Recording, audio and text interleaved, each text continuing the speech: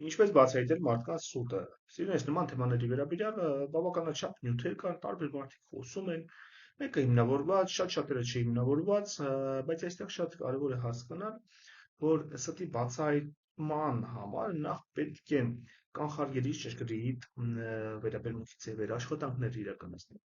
Չի կարելի առաջնորդվել Ալան Պիզի ու նման բավուլյար գրականություններով, որ այսպես արեց, ուրեմն ստում է այսպես արեց ստում է եւ այլ եւ այլ։ Դրանք չեն աշխատում պրակտիկայում, որովհետեւ կսխալվես։ Ես որպես վարքի վերության մասնագետ, որ մասնագիտության ֆունկցիաներից մեկը նաեւ ստի բացահայտումն է, ավելի շուտ մարդկանց փոխանցած տեղեկատվության հավաստիության գնահատումն է։ Բավականաչափ հանդիպել եմ այն խնդիրներին, որ այդ բարձ մեթոդները չեն աշխատում, այսինքն տեսնում ես մարդը խոսում է այսպես է անում, ընդհանրապես դա չի նշանակում, որ ստում։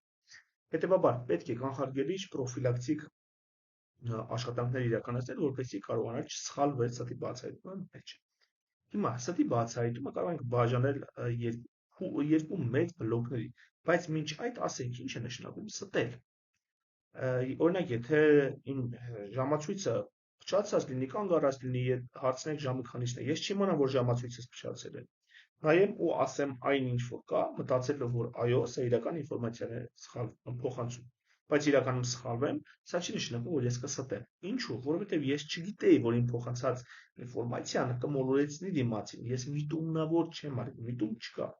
Բայց եթե իմանամ, որ փչացած է, կանգ է առած եւ իրական ժամանակը ցույց տալ չի կարող,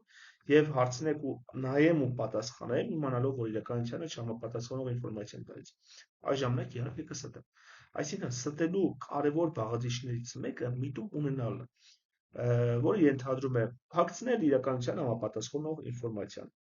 եւ աղճատել իրականության համապատասխանող ինֆորմացիան միտումնավոր առանց նախապես զգուշացնելու, դրանով դիմացինին գցելով մոլորության մեջ։ Այստեղից բաժանվում է ստի հիմնականում երկու տեսակ։ Մեկը կոչվում է пассив սուտ, երբ չես ասում իրականության համապատասխանող ինֆորմացիան չես աղճատում, բայց չես էլ ասում։ Օրինակ, երկուսով եք, քեզ հարցում են դու ես արել այս ինչը, ասում ես չէ։ Բայց ես գիտեմ, որ կողքինս է արել։ Հետևաբար ես այստեղ չեմ կեղծում ինֆորմացիան, չեմ աղճատում, բայց միևնույն ժամանակ չեմ էլ փոխանցում, պահում եմ իրականության համապատասխանող ինֆորմացիան։ Եվ երկրորդ, երբ հարցում են դու ես արել, ես եմ արել, ասում չէ, այ ինքն է։ Այսինքն նպատակաուղղված աղճատում կեղծում եմ այդ ինֆորմացիան։ Ինչու է առաջինը համարվում սուտ, օրինակ ինձ ասում են դու ես արել, ես ասում եմ չէ։ Բայց ես գիտեմ, որ կողքինս է արել։ Չնայած որ չեմ ասում եմ մի չէ, ես չեմ արել, եւ նույնիսկ սա սուտ է համարվում։ Այստեղ շատ կարևոր է հետևյալը։ Մեզ համար պրոֆայլերներից համար սուտը մի փոքր ավելի լայն մասշտաբ ունի։ Մենք ուսումնասիրում ենք, թե անձը որքան առնչություն ունի տրվող ազդակի հետ, թե անձի համար տրվող ազդակը ինչքան նշանակալի է։ Ազդակները կարող են լինել նկար, օրինակ նկար ես ցույց տալիս, տեսնում ես մարդը ոնց է հակազդում, որովհետև նկարի մեջ ինֆորմացիան հիշողության մեջ է գտնվում, իր վերաբերմունքի դաշտում է։ Դա կարող է լինել տեսանյութ, կարող է լինել ձայն, ձայնագրություն։ Նույն հիմնականում լինում է ինչ հարց, ազդակը ստիմուլը լինում է հարցի տեսքով։ Այսինքն ես օրինակ մարդով ենթադրենք գրիչով կատարել է հանցագործություն։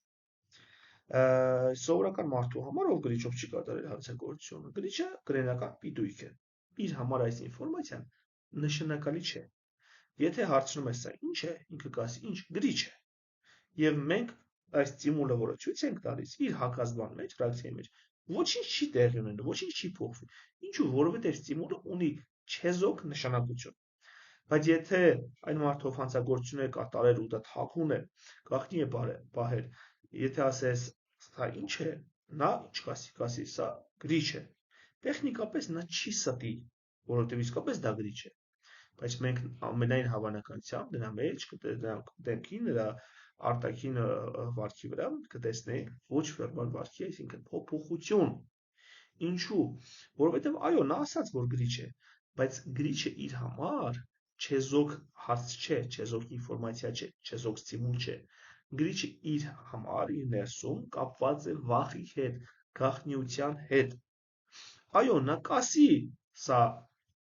գրիչ է, բայց միևնույն ժամանակ նա չի ստի տեխնիկապես։ Մենք կհասկանանք, որ ինքը առնչություն ունի այս ինֆորմացիայի հետ։ Հետևաբար, սիրելիներս, մեզ այդքան հետաքրքիր չի ուղիղ ստելը։ Մեզ համար հետաքրքիր է տվյալ հարցը, տվյալ ազդակը մարդու համար որքան է նշանակալի։ Եվ այդ նշանակալիությունը ինչ կարող է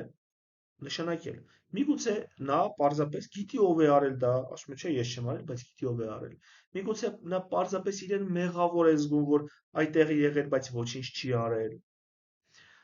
Միգուցե նա պարզապես հենց ուղիղ ինքն է արել։ Մենք կարող ենք չիմանալ, բայց պատճառները կարող են լինել տարբեր, բայց ամենակարևորը, որ հասկանանք տրվող ստիմուլի հետ տվյալ անձը որևէ առնչություն ունի, թե չունի։ Այսինքն տրվող ստիմուլը նրա համար նշանակալի է, թե չէ։ Եթե բերված օրինակով ասեմ, ձեզ հարցնենք ինչ է գրիչ, դուք ասեք, գրիչ ձեզ համար նշանակություն չի ունենա, եթե դրա հետ կապված ինչ-որ ստրեսային հուզական պատմություն չունեք։ Բայց եթե կատարած լինեք հանցագործություն, ես ասեմ, ինչ է, ասեք, որ գրիչ է պարզապես կրոնական պիտույիկ, միևնույն ժամանակ դուք ձեր մոտ գրիչը շատ կարևոր ինֆորմացիայի հետ ասոցացվի, վախի հետ, ինֆորմացիա թաքցնելու հետ, հնարավոր պատժվելու վախի հետ, ճիշտ է, բռնվելու վախի հետ եւ այլն։ Հետևաբար դուք կտաք բուռն հուզական հակազդում։ Այդ իսկ պատճառով մենք ոչ թե ասում ենք ստես թե չէ, հակա ինչի ասել ստե, այլ հատկապես թե տրվող ստիմուլը, օրինակ հարցը, այն ինչ որ ինքը տեսավ, այն ինքը ինչ որ հիշեց, ինչքան է իր համար նշանակալի։ Սա է կարևոր։ Սա մեկ։ Հաջորդը սուտը կատարվում է ինչ միջոցով, վերբալիստիկայով, այսինքն խոսքի միջոցով, հիմնականում խոսքի միջոցով։ Կարող է հարցնես ասես, այսպես ենք ասի, գլխով անի, բայց իրականում ստի։ Բայց հիմնականում մենք ստում ենք խոսքի միջոցով եւ դա կատարվում է նպատակաուղղված։ Մենք ինչպես ասացի ստի սահմանում մեջ չենք սխալվում, այսինքն սխալվելը սուտ չի համարվում։ Մենք միտումնավոր, գիտակցաբար ունենալով հստակ դիրքորոշում, որ իմ տված ինֆորմացիան իրականությունը չի համապատասխանում, թաքցնում է իրականություն, աղճատում է այն եւ այլն, նպատակաուղղված հաղորդում ենք։ Սա ֆիքսեցինք։ Հիմա ստելը կատարվում է գիտակցությամբ։ Ոչ վերբալ վարքը, որը ստելու ժամանակ հաճախակի դիսոնանս է առաջացնում, վերջինս հիմնականում կատարվում է անգիտակցորեն։ Սովորաբար մենք ավելի լավ ստում ենք խոսքով, քան մարմնով, բայց այնպես չի, որ մարմինը չի ստում կամ մարմինը կատարյալ ճշմարտություն է ասում։ Այնպես չի, մարմինը ինչ արեց, դա նշանակում է միանշանակ ինֆորմացիա։ Սա է հենց հարցը, որ կարող է ինքը մի դեպքում այսպես անի, ոչինչ չնշանակի, մյուս դեպքում նշանակի։ Դա միանշանակ չէ, այդ պատճառով այդքան բարդ չէ։ Հետևաբար պետք է համալիր մոտեցում, պետք է հաստատ ռազմավարություն ունենալ։ Հիմա սիրելիներս, կարևոր մի քանի կանոններ։ Ստելու ժամանակ ստելը հիմնականում հակասությունն է, նիկանգուլենտնess, ինչպես ասում են, անհամապատասխանությունն է խոսքի եւ ոչ վերբալ վարքի։ Ոչ վերբալ վարքը կարող է լինել ձայնի առանձնահատկությունը, բարձր, ցածր, լինի խրպոտ, լինի բարակ, լինի կոշտ, լինի կտրուկ լինի։ Կարող է լինել դիմախաղը, դիմախաղի նշանները, կարող է լինել ժեստիկուլյացիան, ինչ շարժումներ են կանում գլխով, ձեռքերով, ոտքերով, մարմնի դիրքը կարող է լինել վեգետատիվ նյարդային համակարգի դրսևորումներ։ Հիմնականում հակասությունը խոսք եւ ոչ վերբալ վարք է։ Չնայած երկրորդ բլոկի ստի բացահայտման միջոցը, օրինակ գլխավոր միջոցը հարցազրույցն է, այդ ժամանակ մենք խոսքին ենք առանձնատու ուշադրություն դարձնում։ Դա մասին կասենք։ Հիմա տրամաբանությունը սա է, եթե հարցնում ես այդպես է եղել, ասում է այո, ու այսպես է անում, մենք տեսնում ենք գլխի հակասություն խոսքի։ Կամ մենք տեսնում ենք, ասում ես այսպես է եղել, ինքը ասում է ոչ, բայց մենք տեսնում ենք ինքը ինչ-որ մի բան մտածեց։ Մենք տեսնում ենք ինքը քարացավ, այսինքն կողմնորոշային ռեֆլեքս աշխատեց, ինչ-որ մի բան մտածեց, ինչ-որ բան հիշեց, ասես չէ։ Չգիտենք ինչ է այնտեղ կատարվում, մենք պետք է հասկանանք ինչու այդ դադարը տեղի ունեցավ, ինքը ինչ մտածեց, ինչ հիշեց։ Միգուցե իսկապես այդպես տեղի չունեցել, բայց դրա հետ կապված ինչ-որ ուրիշ հարց կա։ Այդ իսկ պատճառով մենք չենք շտապում դիմացինին վերագրել, որ նա ստում է, մենք կսխալվենք, սիրելիներս, այդպես դիլետանտներն են գործում։ Ոչ մասնագետը ամեն ինչ տեսնում է, այսինքն չկա նույնիսկ բան տեսնում է, հայացքը փախցրեց, քիթը շոյեց, այսպես արեց, այնպես արեց, ու միանգամից դրանք այսպես դաջում են։ Այդպես չի լինում, պիտակ են դնում ստախոս, իրենց կարող է սխալվենք, մենք պետք է զգույշ մոտենենք, պետք է բազմաթիվ անգամ փորձեր կատարենք։ Հիմա առաջինը հիմնականը խոսքը եւ վարքը իրար հակասում են։ Սա մեկ։ Երկրորդ, մեկ նշանը ոչի կարող է ինչ-որ բան նշանակել, մեզ կարող է հուշել, ուշադրություն դարձնել, բայց մենք դրանով երբեք եզրակացություն չենք կատարում։ Այսինքն, եթե ասում ես այդպես է եղել, ասում եմ, չէ, այսպես է անում, ու ես նայում եմ, հա, իրեն ուսումնասիրում եմ։ Սա ուրիշ է, բայց եթե ասում եմ այդպես է եղել, ասում եմ, չէ, այսպես, այստեղ մենք տեսանք համագումար, այսինքն 3-4 նշաններ, վարքը ակնհայտ փոխվեց։ Վարքի փոփոխության մասին է խոսքը, ոչ թե ոչ վերբալ մի նշանի, որովհետև կարող է իսկապես քոր է գալիս։ Այո, կարող է։ Կարող է իսկապես քո հարցը իր համար պարզապես չի ուզում քո հետ շփվի, ու իր համար դիսկոմֆորտ ես, իր համար հաճելի չես, հնարավոր է։ Եթե մենք տեսնում ենք վարքի փոփոխություն, սա է ամենակարևորը, այսինքն տրվող ստիմուլի ժամանակ, օրինակ հարցի ժամանակ, ամբողջ ոչ վերբալ վարքը փոխվեց, մենք պիտի հասկանանք ինչու։ Սա մեկ կա։ Համագումարի մեջ ենք տեսնում պարտադիր 3 եւ ավելի նշաններ։ Հաջորդը պետք է որոշակի կրկնություն։ Այո, կարող է տեղի ունենալ, բայց մի անգամ ու երկրորդ անգամ դա չդրսևորվի։ Զուգադիպություններ կարող են լինել։ Հետևաբար մենք պետք է հասկանանք, այս ստիմուլը ես տվեցի հարց, ինքը ասեց, չէ, այսպես ասեց։ Ես մտածեցի, որ ամենայն հավանականությամբ մի բան այստեղ այն չի։ Ես փոխեցի խոսքի թեման, ինքը սովորական սկսեց խոսել։ Կրկին հարցրեցի, ինքը ասեց, չէ, ես տեսնում եմ, որ այս ստիմուլին կրկնվող ստրեսային անհանգիստ հակազդում կա։ Այստեղ ես արդեն ավելի հուսալի եմ համարում այս հակազդումը, որ կարող է մի բանային չլինել։ Միգուցե սեսատում է, միգուցե չի ուզում խոսել, միգուցե ստրեսային է թեման, դիսկոմֆորտ է, այստեղ ինչ որ խնդիր կա, նշանակալի է։ Երկրորդը հասկացանք կրկնությունը։ Երրորդը հաշվի առեք համատեքստը։ Սիրելիս, շատ կարևոր է համատեքստը, որովհետև այսինքն այն միջավայրը որտեղ գտնվում է, եթե անձին հրավիրում ես հանձնային անվտանգություն կամ ոստիկանություն, ինքը գնալու է ու այնտեղ նստելու է ստրեսային վիճակով, վախեցած վիճակով։ Ճիշտ է, բնականաբար նստելու է, որովհետև շատերի համար օրինակ ոստիկանությունը ինքնին վախենալու է։ Եվ հետևաբար դու հարց տաս, ինքը այսպես խոսա վախեցած ասես, վախեցա ես հարց տվեցի։ Օթելոյի սխալը, չէ՞ որ սխալ տեղը մեղադրում է, Դեսդեմոնան վախենում է, որ կարող են իրեն սխալ մեղադրեն, այդ վախն է ցույց տալիս, որ չհասկացված լինելու, որ իրեն չեն հավատա այդ վախը։ Օթելոն մտածում է, այդ դա է, հենց Օլեգմանը Օթելոյի սխալ է ասում հենց դա։ Մտածում է, որ վախեցար իմ հարցից, դրա համար մտածում է, որ դա ավաճաներ է, բայց իրականում չէ, պետք է համատեքստը հասկանալ։ Այսինքն, ինչ միջավայրում ես գտնվում, միգուցե միջավայրը ցուրտ է, անձը չի կարողանում, այսպես պիտի անի իրեն բարբերաբար։ Դա միգուցե գտնում է իրավական ինչ որ կառույցում, դա իր համար վախենալու է, ու ինքը չի կարողանում ադապտացվի։ Միգուցե հենց հարցազրույցավարն է ինքնին ստրես առաջացնող, որ մենք չենք հասկանում, այստեղ ամբողջ սկզբունքը ընկերներ հասկանաս, ինչ ստիմուլից է առաջանում իր ստրեսը, իր դիսկոմֆորտի նշանները, իր ոչ վերբալ դրսևորումները, անհամապատասխան դրսևորումները։ Իմ հարցից, թե իմ դեմքից, թե իմ տոնից, թե որ ես իրեն կարող եմ հենց այնպես մեղադրեմ դա, թե միգուցե անձը ուշանում է ինչ-որ միտեղից, օդանավակայան պիտի գնա որդուն դիմավորի ենթադրենք, ինքը շերի վրա նստած է, դու ոնց ուզում ես իրեն կոմֆորտի բերես, չի ստացվում։ Համատեքստը պետք է հասկանալ, արագ ենթադրություններ չանել, գտնել մեկից ավելի նշան, 3 եւ այլ նշաններ, կատարել մի քանի ստուգումներ։ Հաջորդը պետք է հասկանալ մարդու բազային մոդելը, իրեն սովորաբար ոնց է պահում։ Այսինքն, մարդը, որ խոսում է չեսօք թեմաների ժամանակ, ես հարցերի տեսակների մասին խոսեմ հաջորդի, 3 տեսակի հարցեր կան, սրանք շատ կարևոր են, բայց պետք է իմանալ մարդը իրեն ոնց է պահում սովորական ժամանակ, երբ ստրես չկա, երբ հարաբերական կայուն է, ոնց է իր դրսևորումները, ինչ նշաններ կան։ Օրինակ, սովորաբար աչքերի հաճախակի թարթելը կամ սա հաճախակի կլման ռեֆլեքսը, սրանք սովորաբար այո, ստրեսի ժամանակ են տեղի, բայց կան մարդիկ, ովքեր աչքերը հաճախակի թարթում են, սովորություն ունեն որոշակի, նյարդային ծիքեր ունեն։ Միգուցե դու շփոթես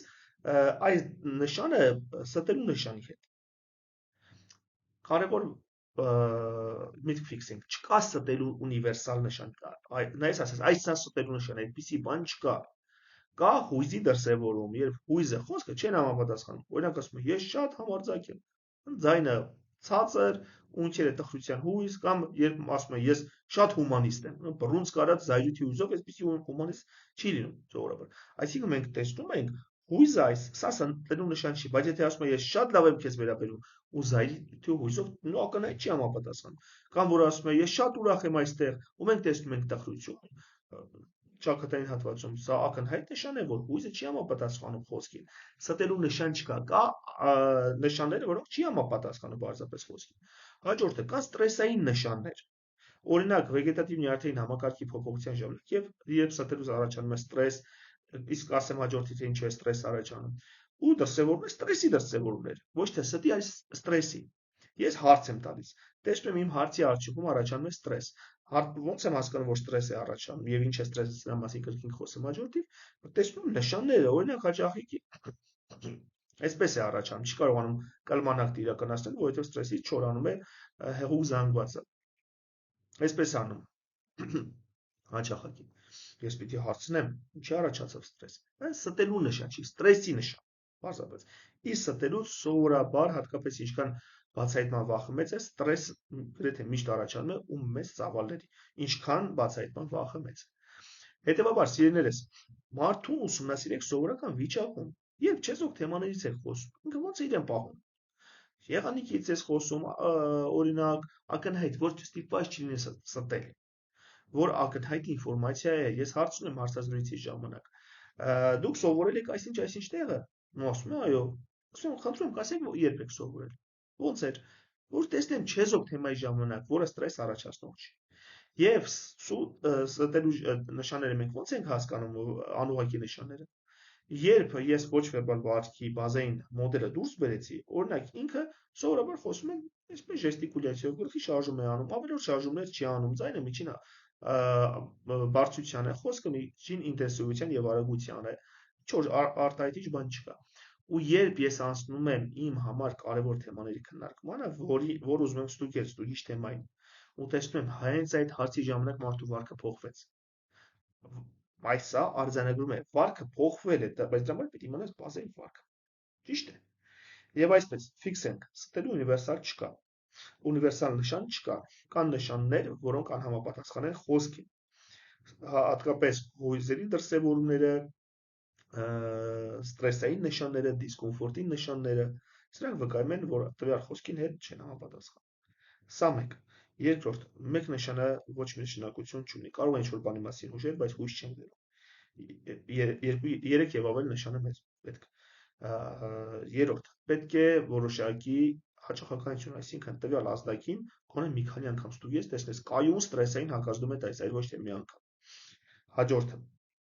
համատեքստ պետք է պրոֆայլերը հարցազրույցավարը լինի անվտանգ, որ վստահ լինես քեզնից չի վախենում այդ մարդը, այլ պարզապես ստրեսային վիճակում է, որովհետև քո տված հարցը ստրես առաջացնում է, ոչ թե քեզնից է վախենում ու ստրես առաջանում։ Պետք է միջավայրը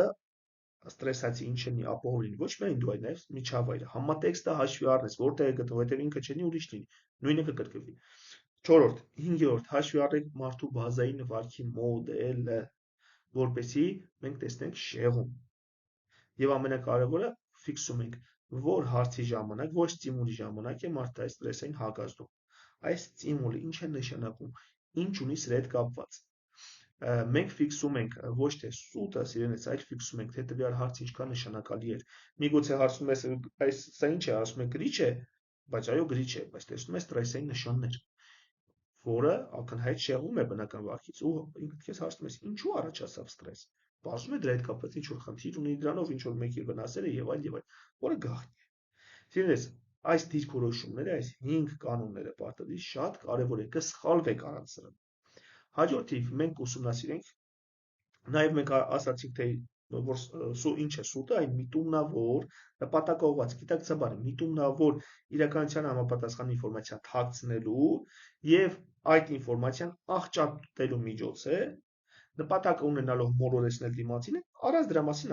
նախարարող զգուշացնելով։ Հիմա, դերասաններին, աշխարհներին չեն կարող համարել ստախոս, որովհետև գիտենք, որ դրա մասին զգուշացրել են, դա ֆիլմ է, նպատակաուղղված չեն, միտում չունեն մեզ իրականում մոլորեցնել։ Մենք հաջորդիվ սա ասեցինք, հաջորդիվ մենք խոսենք սիրելիներս, ինչ է ստրեսը, who is stress ինչ են, եւ ոնց են ստելու ժամանակ առաջանում դրսևորվում, եւ մյուս թեմայի ժամանակ մենք խոսենք հարցերի տեսակների մասին։ 3 հարց՝ չեզոք, կոնտրոլի, վերահսկիչ եւ ստուգիչ հարցերի։ Առանց սրա իմացության մենք կսխալվենք պարզապես։ Լավ։ Նաև կքննարկենք, թե ինչ ռազմավարություններ է սովորաբար ստախոսները իրականացնում, հա։ Շատախոսում են իրականացնում են բենդերի մարտավարությունը, թե իրականացնում են օրինակ քարացում, վերահսկում, չեզոքացում, ինչ են անում։ Սա կարևոր է։ Այս թեմայով սիրելիս ինֆորմացիան, որ այս թեմայով ունենք 50 ժամից ավելի դասընթաց, որը սկսվելու է մարտի 18-ից առցանց տարբերակով եւ ուղղված է լինելու մարդու բազային ոչ վերբալ վարքի խորքային վերլուծությանը, որի ժամանակ մենք ուսումնասիրելու ենք էթոլոգիա, զոոլոգիա, այսինքն կենդանիների վարքը եւ հոգեբանությունը, ուսումնասիրելու ենք մարդու էվոլյուցիոն զարգացումը, մարդու վարքաձևերը, դες խորքային մասնագետներին ենք անդրադառնալու, Դեսմոնդ Մորիսին, Ռոբերտ Պլուտչիկին, Պոլ Էկմանին, մի շարք մասնագետների անդրադառնալու ենք վերջիններից, նաև ժամանակակից պրակտիկների ենք անդրադառնալու, ինչպես նաև ոչ վերբալ նշանները ինչ են նշանակում, հույզը, դիմախաղը եւ այլն ոնց է դրսեւորվում, վերլուծելու ենք ինչպես են մարդիկ ստում, այն ինչ ասացի, դա քննարկելու ենք, ինչպես բացահայտել սուտը, ինչպես գնահատել դիմացինի փոխանցած տեղեկատվության հավաստիության աստիճանը, նաև ուսումնասիրելու ենք սիրելիներս ինչպես հարցազրույց անցկացնել, եթե մենք կատարում ենք ինչ-որ հետաքննություն, եթե օրինակ ներքին անվտանգությունից ես կամ պարզապես դու քննիչ ես, դու դատախազության աշխատակից ես, ինչպես հարցազրույց անցկացնել եւ ինչպես ստանալ խոստովանություն, օպերատիվ ծառայության բլոկներին ենք անդրադառնալու, թե ինչպես կարելի է խոսքի ժամանակ հասկանալ դիմացինի փոխանցած ինֆորմացիայի հավաստիությունը, եւ ուսումնասիրելու ենք հատկապես Շերլոկ Հոլմսի դեդուկցիա-ինդուկցիա մեթոդները որպես մեր դասընթացի տրեյնինգ, բացի որ մենք ոչ վերբալ վարքի տարբեր տեսանյութեր ենք վերլուծելու, քաղաքական գործիչներին, կրիմինալ պրոֆայլինգի բավականին խորքային վերլուծություններ ենք կատարելու, այդ թվում նաև դեդուկտիվ-ինդուկտիվ մեթոդն ենք զարգացնելու մանրուքները, դետալները տեսնելու համար, սիրելիներս։ Այս դասընթացի վերաբերյալ ինֆորմացիա կարող եք նայել մեկնաբանությունում առկա հղման մեջ, եթե հարցեր ունեք գրեք, ինձ կպատասխանեմ, դասընթացի վերաբերյալ եւ այլն։ Իսկ թե տվյալ թեման հետաքրքիր է եւ ինչի մասին կցանկանաք հաջորդին խոսել կամ ընդհանրապես ինչ վերաբերմունք ունեք այս թեմայի հետ, կապված կարող եք գրել մեկնաբանության մեջ, շնորհակալ կլինեմ, եթե կիսեք նյութը։ Այսքանը սիրելիներս, ձեզ հետ հոգեբան պրոֆայլեր Գրիգորի Բադալյանն էր, լավ եղեք։